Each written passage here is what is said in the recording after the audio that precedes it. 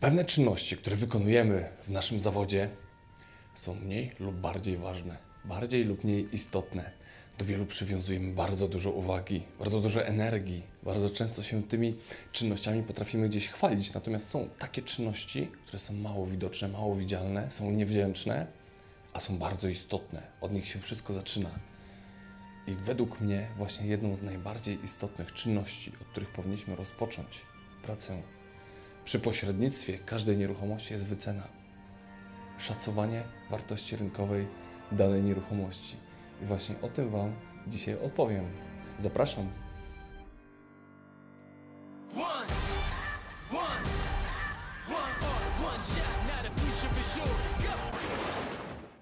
Według mnie jest to najważniejsza część pracy agenta nieruchomości, bo od tej części się wszystko zaczyna. Jeśli zrobimy świetne zdjęcia, świetne wideo, świetne plany, wydamy bardzo duże kwoty na marketing, będziemy to promowali tak, że z lodówki to wyjdzie, zrobimy dni otwarte z balonikami, nawet na te dni otwarte zaprosimy Lady Punk, żeby zagrał, to i tak nie przeskoczymy kwestii, jeśli cena będzie przepalona. I o ile to przepalenie ceny będzie na tyle jeszcze sensowne, że można dać jakąś ofertę rynkową, to jeśli przepalimy za mocno tę cenę w górę, to nawet ludzie nie będą chcieli składać ofert. I od tego trzeba rozpocząć. To Ty wyceniasz nieruchomość, a nie właściciel. I nie chodzi mi o taką wycenę prawdziwą, bo my do tego nie mamy uprawnień, przynajmniej większość z nas nie ma uprawnień, ale chodzi mi o szacowanie rynkowe. To Ty decydujesz, w jakiej cenie sprzedasz. Jako zawodowiec jesteś zdecydowanie lepiej przygotowaną osobą niż właściciel. Pamiętajcie, właściciel być może drugi raz w życiu sprzedaje nieruchomość. Macie doskonale świadomość, że właściciel do tej ceny może dużo wspomnień doliczać. Te wspomnienia są pozytywne, najczęściej pozytywne, które wpływają na wygórowanie ceny. Właściciel może porównywać się do sąsiada, który ponoć sprzedał to tak szybko w takiej cenie. To są często niestety troszkę mity. Niestety często to są też jakieś tam dokolorowania, zarówno sąsiedzkie, jak i właśnie naszego klienta, ale to my jesteśmy od tego, to Ty się tym zajmujesz codziennie, a właściciel, tak jak podkreśliłem, być może drugi raz w życiu to robi. I właściciel jedyne, co ma prawo zrobić, to powiedzieć o swoich oczekiwaniach i my to musimy uszanować, traktujemy to jako świętość.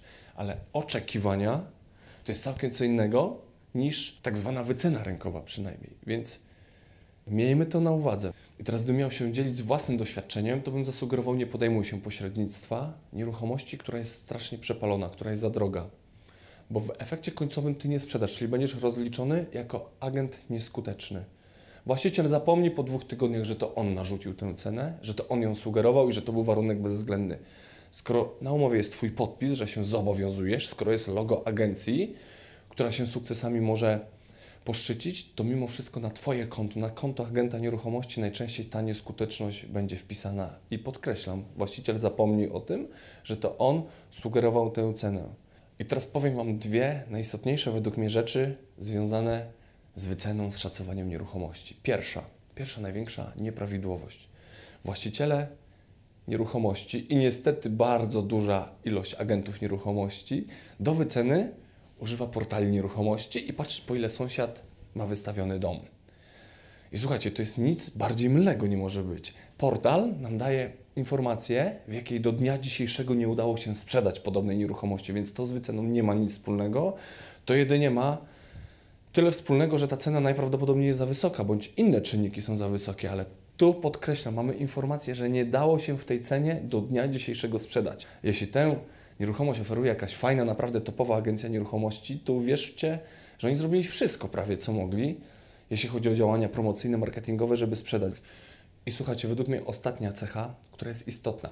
Każdy agent, nawet taki z 20-letnim doświadczeniem, może się pomylić przy szacowaniu wartości rynkowej. Tym bardziej, że rynek jest dynamiczny, w pewnych okresach bardzo dynamiczny, w niektórych oczywiście bardziej stabilny.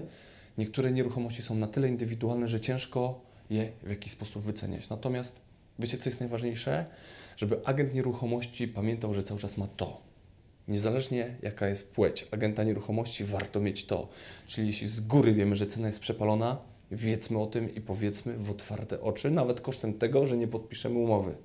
Podpisanie umowy ze złą ceną bardzo często skutkuje efektem zerowym. To szkoda wycinać drzewa, szkoda Puszczy Amazońskiej i naszej Białowieskiej. I nawet jeśli czegoś kilku agentów nie przyjmie, to może właściciel otworzy bardziej oczy i zacznie nam ufać, bo jeśli my przytakujemy mu i przyjmujemy i z premedytacją wiemy, że coś jest niesprzedawalne w danej cenie, to robimy tylko i wyłącznie sobie pod górkę.